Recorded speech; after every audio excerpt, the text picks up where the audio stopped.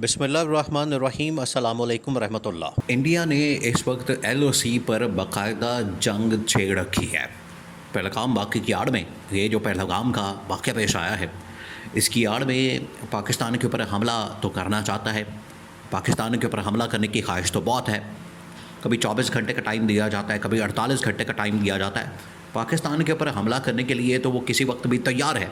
पाकिस्तान भी उसका जवाब देने के लिए तैयार है। ये किसी गलत फहमी में ना रहे कि मोदी पाकिस्तान के ऊपर हमला करेगा तो इसको यहाँ पर कोई गले में हार पहनाए जाएंगे या इसको यहाँ पर मिठाइयाँ दी जाएंगी, मिठाइयाँ खिलाई जाएंगी या यहाँ से कोई फूल बरसाए जाएंगे। बिल्कुल वैसा ही जवाब दिया जाएगा। यहाँ से भी अगर गांव के ऊपर हमला किया जाएगा तो भारत के भी गांव के ऊपर हमला किया जाएगा।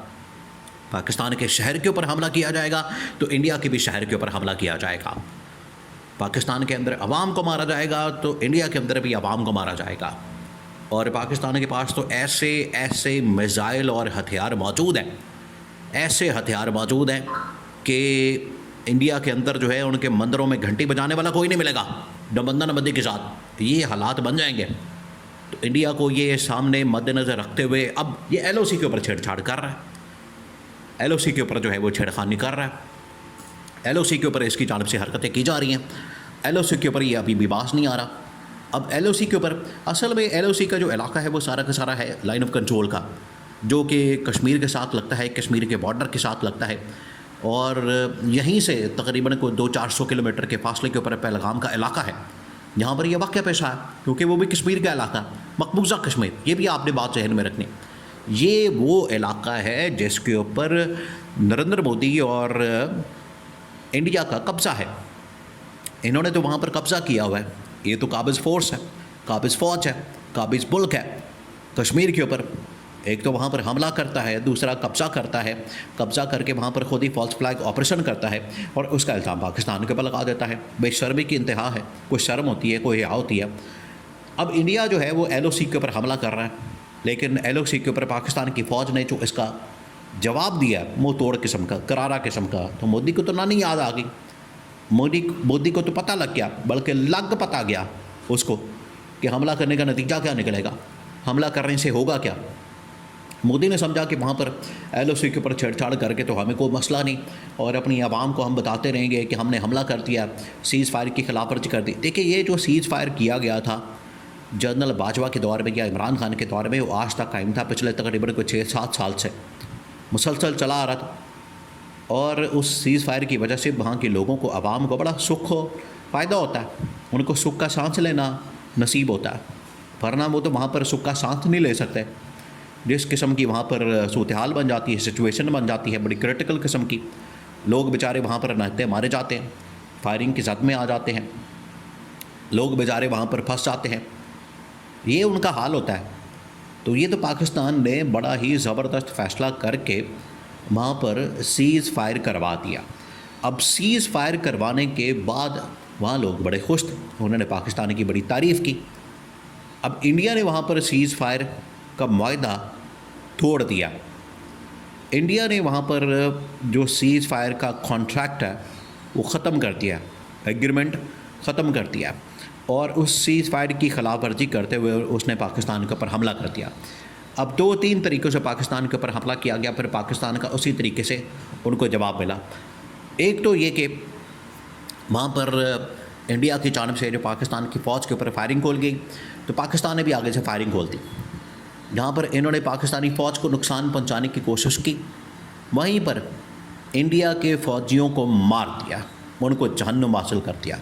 ये सिर्फ यहाँ पर नहीं हो रहा, बल्कि इसने वेस्टर्न बॉर्डर यानी कि अफ़गानिस्तान के ज़रिए से भी, देखिए आप सीन को समझें, आप इमेजिन करें कि इंडिया कहाँ कहाँ से पाकिस्तान के ऊपर हमलावर हो रहा है।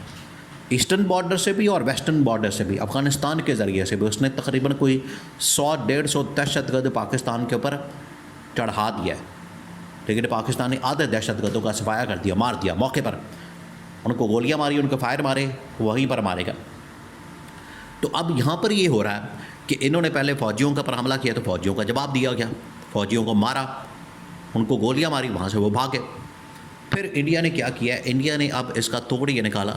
पहले तो उसने ये हरकत की थी कि इमरान खान के दौर में 2019 के अंदर जब पुलवामा हमले की आड़ में बिल्कुल इसी तरह का फॉल्स फ्लैग ऑपरेशन 2019 के अंदर भी यही इसी तरह का एक इलाका था कश्मीर का, ये तो अब पहलगाम का इलाका है, वो उस वक्त पुलवामा का इलाका था। वहाँ पर उसने क्या किया कि जहाज़ भेज दिया कि पाकिस्तान के ऊपर चढ़ जाओ, पै जाओ, हाला लाला करके। अब वो जैसे ही आए जहाज़ पाकिस्तान ने मार गिराए, ये दौड़ गए वापस, पायलट भी पकड़ लिया। इन्होंने कहा कि अब इसकी बार जो है वो ड्रोन भेजते हैं बजाय जहाज़ भेजने के। ड्रोन जैसे ही पाकिस्तान के पास पहले इन्फॉर्मेशन पहुंच गई, ये पहली बात। दूसरी बात ये कि जैसे ही ड्रोन जो है पाकिस्तान की बाउंड्री के अंदर एंटर हुआ है, दाखिल हुआ है, ठक करके उसको निशाना बनाया और उसको मार गिराया। ड्रोन पाकिस्तान के अंदर गिरा, उसको यहाँ पर कस्टडी में ले लिया, उसको यहाँ पर पाकिस्तान ने उसको अपना कब्ज़े में ले लिया।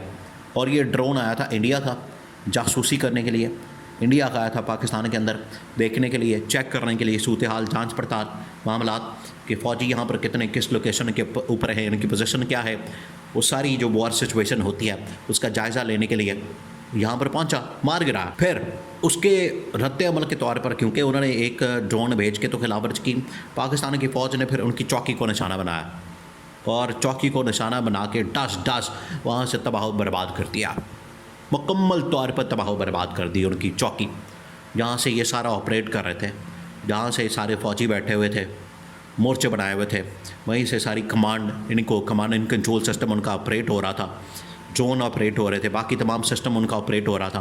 तो उस चौकी को निशाना बना के पाकिस्तान ने LOC के ऊपर तबाह बर्बाद कर दिया। ये है रिस्पॉन्स, ये है जवाब।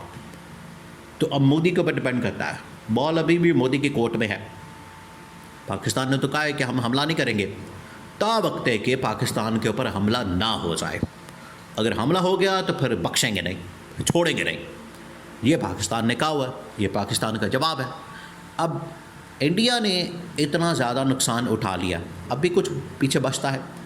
आमदरफ्त बंद हो गई, जहाज़ बंद हो गए, ट्रेड बंद हो गई, सारे बॉर्डर बंद कर दिए, सब कुछ बंद हो गया।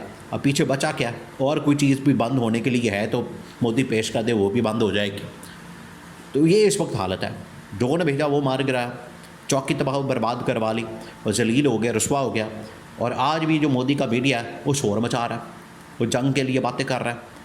तो शर्म आनी चाहिए उनको, इतना नुकसान उठाने के बावजूद अगर वो फिर भी जंग चाहते हैं तो करके देख लें, फिर उनको जवाब मिल जाएगा।